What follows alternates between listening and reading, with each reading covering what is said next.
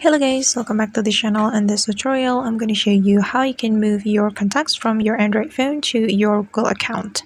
Alright guys, first of all, go to your contacts application on your Android phone.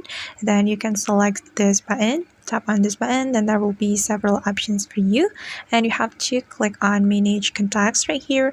And after that, since we want to move contacts, we can click on move contacts option, and you can select where to move your contacts from, and we can select phone.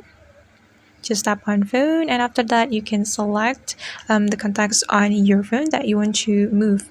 And I'm just going to select all the contacts, so just click on all button right here, then you can click on done. Okay, and after that we can select our Google account where to move these contacts to. And for example, I'm just gonna select this account, tap on this account, then click on move, and after that the contacts on your phone will be moved to your Google account.